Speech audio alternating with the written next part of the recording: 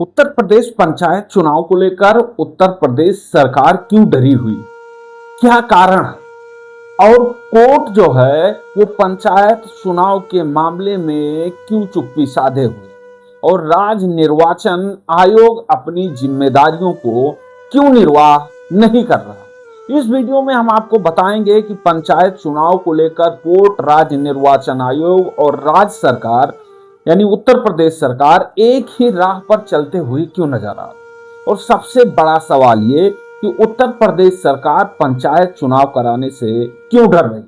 जी हाँ, स्वागत है आप सभी का 3PM में। मैं हूं सुशील तिवारी। पंचायत चुनाव उत्तर प्रदेश का सबसे बड़ा मुद्दा बन गया। पंचायत चुनाव को लेकर दर्जनों याचिकाएं डाली गई और उसके बाद लखनऊ में भूख हड़ताल तक किया गया। पंचायत चुनाव को लेकर कई बार जो है वो आंदोलन किया गया, लेकिन सरकार है जो कुंभकर्ण की नींद में सोई हुई है और वो जो है वो जागती नहीं। कोर्ट जो है शायद धृतराष्ट्र की तरह आंखें बंद, आंखों पर पट्टी बंधी है, आंखों से दिखाई नहीं दे रहा है, देख नहीं रहा है। और राज्य निर्वाचन आयोग गांधी जी के बंदर की तरह अपने आंख मुंह कान पर पट्टी बांध करके बैठा हुआ है कि ना हम बोलेंगे, ना हम सुनेंगे और ना हम देखेंगे। सच्चाई यही, उत्तर प्रदेश में पंचायत चुनाव होने वाला था। पंचायत चुनाव का कार्यकाल 26 मई 2026 को समाप्त हुआ।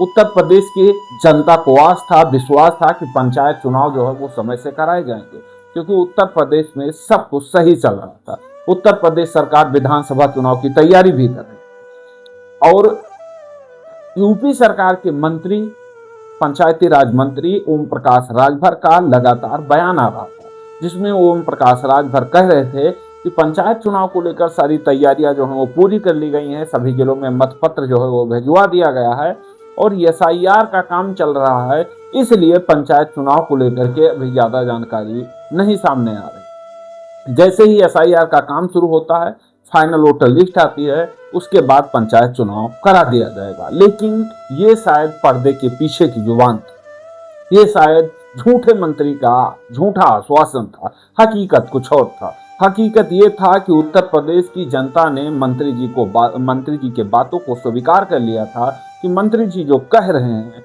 वो सही कह रहे हैं, क्योंकि बीजेपी के एक नेता ने कहा था कि अगर बीजेपी का कोई कार्यकर्ता भी आकर के दावा करता है तो आप मान कर चलिए कि वो सही है।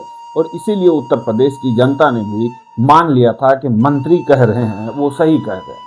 लेकिन कहानी कुछ और थी, होना कुछ और था और शायद दिखाया कुछ और जा रहा था, हकीकत कुछ और थी। उत्तर प्रदेश के मंत्री का दावा और सारी चीजें कहीं ना कहीं समय के साथ साथ जो है वो छुपता हुआ या धुलता हुआ नजर आ रहा था, क्योंकि 26 मई का समय जो है वो धीरे धीरे नजदीक आ रहा था। पंचायत चुनाव को लेकर के कोई तैयारी नहीं थी और उसके बाद एक याचिका पड़ती है जिसमें कहा जाता है आरक्षण प्रक्रिया को लेकर, और इलाहाबाद हाई कोर्ट की लखनऊ खंडपीठ कहती है कि इस बार ट्रिपल टेस्ट करवाया जाएगा, उसके बाद पंचायत चुनाव कराया जाएगा। ट्रिपल टेस्ट में समय बताया जाता है कि कम से कम 6 महीने और अधिक से अधिक 9 महीने का समय लगेगा। 9 महीने यानी माँ के पेट में बच्चे पहले दिन से लेकर अंतिम दिन तक जब तक बाहर आ जाते हैं तब तक पिछड़ा वर्ग आयोग जो है वो सिर्फ उत्तर प्रदेश में पिछड़ों की जनसंख्या का सर्वे करेगा। खैर, सर्वे के बारे में भी हम आपको बताएंगे। लेकिन उत्तर प्रदेश सरकार जो है वो आयोग का गठन नहीं करती। आयोग के गठन की जिम्मेदारी, ड्यूटी की जिम्मेदारी कर्मचारियों की ये राज्य सरकार का रहता है। किसी भी राज्य में चुनाव होने वाले हो, राज्य निर्वाचन आयोग की तरफ से लापरवाही किया जाता है। राज्य निर्वाचन आयोग पहले कहता है कि हम फला तारीख को फाइनल वोटर लिस्ट जो है वो जारी करेंगे और उसके बाद तारीख पर तारीख राज्य निर्वाचन आयोग अपने फाइनल वोटर लिस्ट का बढ़ाता है, और जिसमें दावा किया जाता है कि जो ये डेट बढ़ रहा है इसका कारण SIR है। लेकिन उस राज्य निर्वाचन आयोग को ये नहीं पता था कि फाइनल SIR का फाइनल लिस्ट आने से पहले 5 राज्यों में विधानसभा का चुनाव जो है उसका ऐलान कर दिया गया था, जिसमें जो है पश्चिम बंगाल भी शामिल। और उत्तर प्रदेश में SIR के कारण या अन्य चीजों के कारण दावा किया जाता है कि इससे प्रभावित होने के कारण जो है इसमें ड्यूटी लगने के कारण फाइनल वोटर लिस्ट पंचायत चुनाव की नहीं आ रही। अंततः मामला पहुंचता है कोर्ट में और कोर्ट में पहुंचने के बाद फाइनल वोटर लिस्ट आती है। मामला कोर्ट में पहुंचने के बाद ही जो है वो पिछड़ा वर्ग आयोग का गठन होता है। जब कोर्ट कहता है कि अगर आप गठन नहीं करते हैं तो इसे अवमानना माना जाएगा, पिछड़ा वर्ग आयोग का फिर गठन होता है। और गठन के बाद टीम तैयार की जाती है 5 सदस्यों की। टीम में जो है वो पूर्व जो है जज भी रहते हैं और कई सीनियर अधिकारी जो हैं टीम में रहते हैं। अधिकारी जो हैं वो पहले कहते हैं कि हम गांव-गांव जाएंगे, ब्लॉक जाएंगे, सर्वे करेंगे। उसके बाद कहते हैं मंडल जाएंगे, फिर कहते हैं जिला जाएंगे। यानी जैसे जैसे सरकार की तरफ से उन्हें आदेश दिया जाता है उसी तरीके से उनकी बातें जो हैं वो चेंज होती रहती है। लगता है कि शायद मैथ का सवाल है कि फार्मूला अलग लगाओ तो सवाल का जो आंसर है वो शायद अलग आ जाएगा।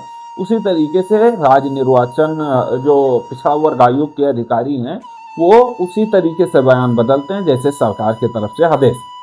और हालांकि हैरानी की बात यह है कि 3 महीने से अधिक का समय हो गया, अभी उन्होंने 20 से 25 राज्यों का मात्र जो है वो दौरा किया। दौरा में उन्हें सिर्फ ओबीसी आयोग का ही डाटा निकालना है, जबकि ये पता है कि पूर्व में 2011 के जनगणना से पूर्व में 2 चुनाव हो चुके हैं, 2015 का, 2021 का। और उसके बाद इस बार उन्हें डाटा निकालने में 6 महीने से अधिक का समय लग जाएगा। कभी तो कहा जाता है जो ओबीसी आयोग के सदस्य हैं उनके द्वारा कि फरवरी 2027 में जो है वो हम सर्वे करके रिपोर्ट देंगे, तो कभी कहा जाता है कि दिसंबर 2026 में। ये चीजें तो इधर स्पष्ट हुई। उसके बाद दर्जनों याचिकाएं पड़ती हैं लखनऊ खंडपीठ में और इलाहाबाद हाई कोर्ट। ना लखनऊ खंडपीठ से कोई निर्णय आता है और ना इलाहाबाद हाई कोर्ट से निर्णय आता है। सुनवाई होता है, रिपोर्ट मांगी जाती है, सबसे जवाब तलब किए जाते हैं और उसके बाद फिर तारीख जो है वो आगे बढ़ती है। मामला चलता रहता है। एक दिन आता है जब इलाहाबाद हाई कोर्ट के लखनऊ खंडपीठ में जो जज साहब हैं वो भड़कते हैं और वो कहते हैं कि पंचायत चुनाव कराने के पीछे ना कराने के पीछे सरकार की मंशा क्या है, ये हमें जवाब जो है वो स्पष्ट करना है कि सरकार ने जो है वो चुनाव क्यों नहीं करवाया, इसके पीछे कारण क्या है और आपको चुनाव 6 महीने के भीतर किसी भी परिस्थिति में कराना पड़ेगा। जब ये चीजें होती हैं उसके बाद उत्तर प्रदेश सरकार सरकारी वकील के द्वारा षड्यंत्र किया जाता है और षड्यंत्र करने के बाद केस को एक साथ मर्ज करने की अपील की जाती है और जिसकी सुनवाई सीजे करते हैं, चीफ जज करते हैं इलाहाबाद हाई कोर्ट के। और एक के बाद एक सुनवाई करने के बाद में 2-3 तारीखों पर और उसके बाद निर्णय आता है कि सारे केस को एक साथ कर दिया जाएगा। जो लखनऊ में याचिका पड़ी रहती है उसे इलाहाबाद में कर दिया जाता है। यानी जहां से सुनवाई होने का या जहां से आदेश आने का उम्मीद था उसे हटा करके एक साथ कर दिया जाता है और उसके बाद इलाहाबाद हाई कोर्ट में दर्जनों याचिकाओं को एक साथ जोड़ दिया जाता है और एक साथ जोड़ने के बाद सुनवाई शुरू हो जाती है। 1-1 घंटे बहस होने के बाद अंततः जब नतीजे का इंतजार रहता है कि अब कुछ परिणाम आने वाला है तो फिर से तारीख लगा दिया जाता है। यूं कहें कि शायद कोर्ट को सनी देओल का वो दामनी फिल्म वाला डायलॉग पसंद है या जज साहब को ज्यादा प्रिय है। खैर दोनों बातें हो सकती है, क्योंकि जब सरकार नहीं चाह रही है, राज्य निर्वाचन आयोग नहीं चाह रही है, तो जज साहब कहां से चाह सकते हैं या कोर्ट कहां से चाह सकता है, ये बातें स्पष्ट है, इसमें कोई दो राय नहीं है। एक के बाद एक हर मामले की कभी पास ओवर किया जाता है, कभी वकील नहीं आते, कभी कोई नहीं आता। ऐसे ही मामला जो है वो चल रहा है मई से लेकर के और उससे पहले से लेकर के, लेकिन जब से कार्यकाल बढ़ाया गया तब से और आज तक। इसी बीच में एक और ट्विस्ट आता है। ट्विस्ट यह आता है कि जो ग्राम प्रधानों को प्रशासक बनाया गया था उस मुद्दे को लेकर के कोर्ट में एक याचिका डाली, जिसमें कहा जाता है कि संवैधानिक अनुसार से एक अधिकारी को प्रशासक बनना चाहिए, लेकिन सरकार ने 2027 के चुनाव को, विधानसभा चुनाव को देखते हुए जो प्रशासक है वो अधिकारी को नहीं बल्कि ग्राम प्रधान को ही जिम्मेदारी दिया है। जबकि कानूनन है कि प्रधान को 5 साल से, प्रधान हो या किसी भी प्रतिनिधि को 5 साल से अधिक का समय नहीं दिया जाना चाहिए। सरकार अपनी कूटनीति के द्वारा जवाब देती है और उसके बाद में जवाब देने से पहले जब इलाहाबाद हाई कोर्ट जो है वो टिप्पणी करता है कि प्रशासक जो नियुक्त किए गए हैं वो अवैध तरीके से, असंवैधानिक तरीके से किए गए हैं और इन्हें जब तक कोर्ट का आदेश नहीं आता है तब तक कार्य करने की अनुमति नहीं दी जाती। उसके बाद में मामले को फिर अपने स्तर से जो है सेटलमेंट किया जाता है। कोर्ट जो है वो फिर दोबारा जब सुनवाई होता है तो कहते हैं सिंगल बेंच है, हम यहाँ सुनवाई नहीं करेंगे, लखनऊ में सुनवाई होगा, इलाहाबाद हाई कोर्ट। और लखनऊ में जब मामला पहुंचता है तो लखनऊ से ट्रांसफर करवा देता है फिर इलाहाबाद। मामला उसी तरीके से विचाराधीन करके और उसे भी छोड़ दिया जाता है, यानी उस पर भी कोई निर्णय नहीं आता है। अब लास्ट जो सवाल है वो ये है, इसमें दोषी कौन? क्या लोगों को इंसाफ देने वाला कोर्ट दोषी है?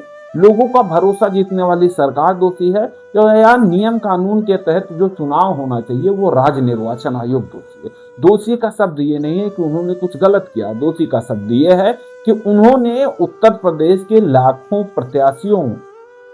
प्रत्याशियों की उम्मीदों पर, लाखों प्रत्याशियों के सपनों पर, लाखों प्रत्याशी जो तैयारी करके लाखों खर्च करके बैठे हुए थे उस पर, सब पर जो है सबको जो है वो मिट्टी में मिलाने का काम किया है और इसीलिए उन्हें दोषी जो है वो कहा जाता है।